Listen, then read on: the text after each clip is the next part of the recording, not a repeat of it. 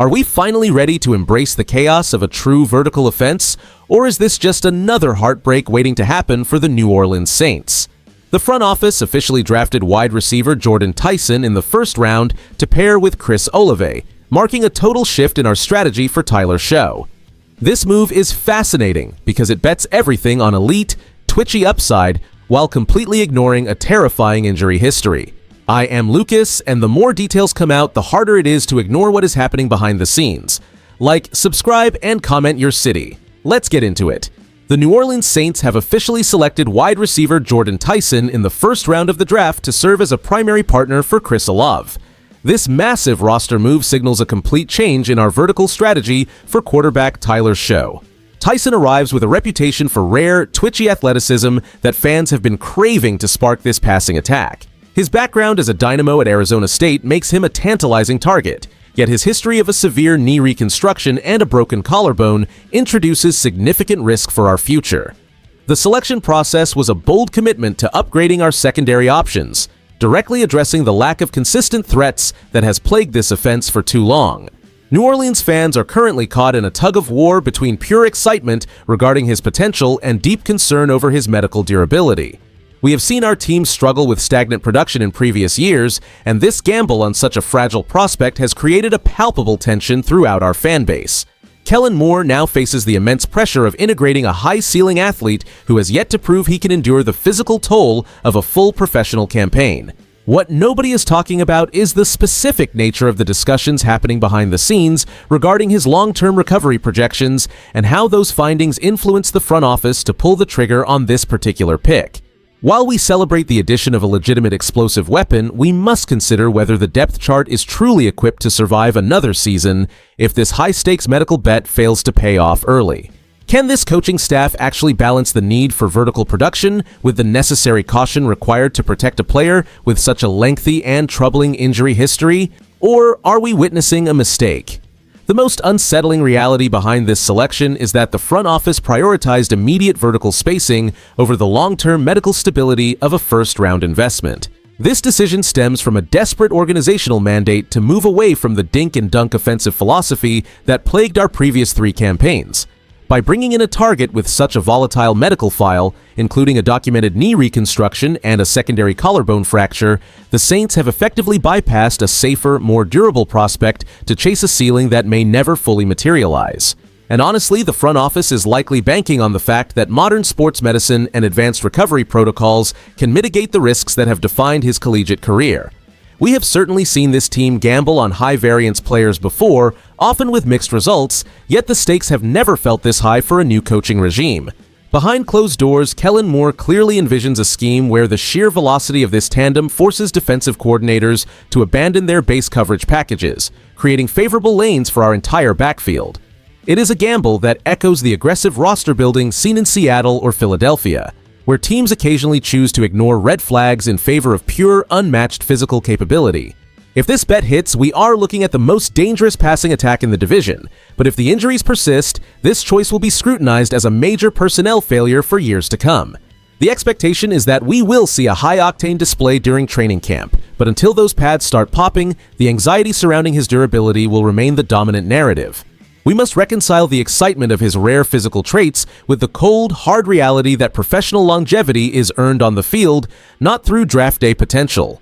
The stakes for our franchise have reached a boiling point because this decision dictates whether we finally transition into a modern passing powerhouse or remain stuck in neutral. By injecting Jordyn Tyson into the rotation, we move away from a conservative approach, forcing our other pass catchers to either elevate their game or potentially lose snaps to a rookie with immense natural gifts.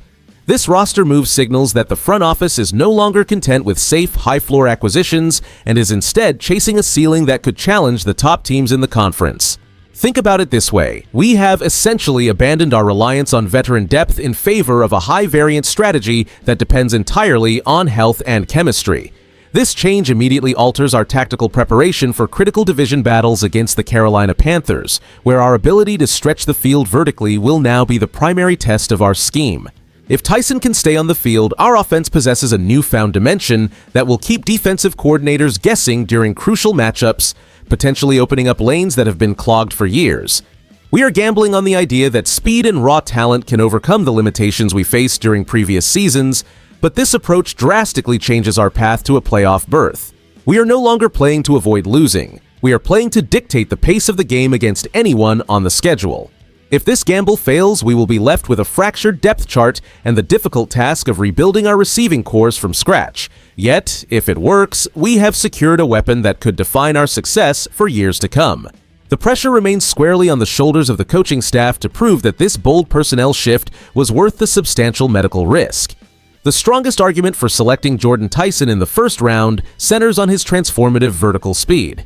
By pairing him with Chris Olave, Kellen Moore finally possesses two legitimate threats who can dictate defensive coverage, forcing opponents to respect the deep ball every single snap. This creates massive windows for our intermediate passing game and keeps the safeties honest, which is exactly what our offense has lacked since Tyler Show took the reins. However, the downside is impossible to ignore because a first-round investment requires immediate production, and Tyson's history of knee reconstruction and a broken collarbone invites catastrophic risk. Here's what people are missing in their excitement. If this gamble fails due to those lingering medical concerns, we have no proven veteran depth to salvage the season. Around the league, analysts remain divided on this strategy, with some outlets comparing Tyson to other high-upside prospects like wideouts from the Cleveland Browns or the Cincinnati Bengals who struggled with durability early in their professional careers. Media circles are buzzing about whether the front office prioritized raw potential over safer, more experienced alternatives available at that spot. My honest take here is that while the vision is brilliant, the skepticism surrounding his physical durability is entirely warranted. I think labeling this a championship-winning move is jumping the gun until we see him survive a full training camp. Relying on a player with that medical history to be the cornerstone of an offensive revival feels like a bridge too far for a team that needs stability more than highlight reels. We are essentially betting the entire season on his ability to stay upright, and for fans who have endured long rebuilding cycles, that is a nervous pill to swallow regardless of how talented the young man looks on film. This first-round selection of Jordyn Tyson signals a decisive, long-term commitment to a high-octane offensive identity that will define this franchise for the next several seasons. By pairing his twitchy speed with Chris Olave, the front office is clearly prioritizing vertical spacing to maximize the unique skill set of Tyler Show, effectively moving away from conservative schemes toward an aggressive playmaking philosophy. As we look ahead, you should feel a sense of cautious optimism tempered by the reality that elite potential often comes with significant risk. We have learned through years of supporting this team that high-ceiling talents with medical histories require patience, yet the opportunity to finally dominate through the air is worth the gamble. Here is where it gets interesting as we evaluate the immediate path forward for this coaching staff. If the coaching staff manages the workload of these primary targets wisely, we are looking at a potent offense capable of keeping pace with the best teams in the league. However, we must remain grounded in our expectations until the pads come on and the durability of this unit is fully tested under real game conditions. The success of this strategy hinges entirely on whether these two dynamic receivers can remain healthy enough to establish a rhythm that opens up the entire playbook. We are witnessing a bold shift that prioritizes star power over depth, a calculated move that will dictate our standing in the division. Do you believe Jordyn Tyson will play more than 12 games during his rookie season? If you enjoyed the video, do not forget to like it and subscribe to the channel. Who Dat? I'll see you in the next one. Please share your bold predictions in the comments section below because your engagement truly helps our community grow while we analyze this exciting season.